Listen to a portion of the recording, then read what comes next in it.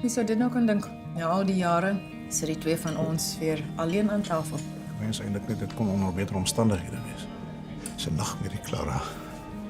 Klap mij dat ik kan wakker worden. Ek kan net nie daaroor kom dat ek die laaste een was om uit te vind nie.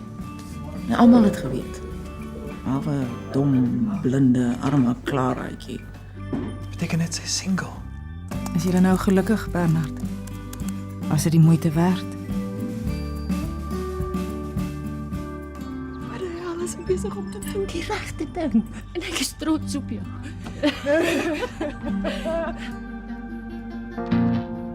Dit voel vir die eerste keer in jare asof ek in beheer is van my eie lewe.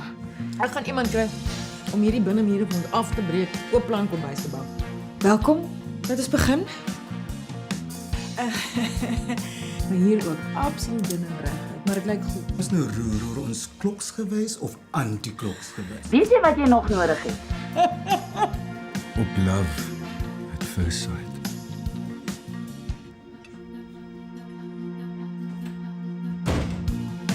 Nuwejaarsvoornemens.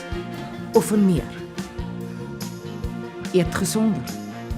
Ek is Arie die eienaar. Hierdie is my skoon, vriendelike en gelopende vriendin. Dan ons date. Sy is nie meer vir my 'n bedreiging nie. Ek wens haar regtig alle geluk toe. Ik en Annie is die vakantieverlof geraakt. Ek wil hom in eie munt terugbetaal. Gee hom genoeg tou om homself te hang.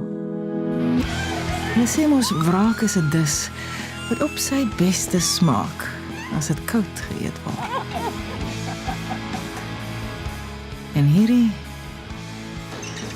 is besonder smaaklik.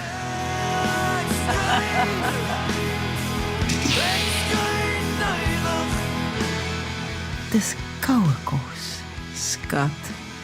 Daar is niks seksier as 'n vrou wat weet hoe om te eet. Net so. Net so.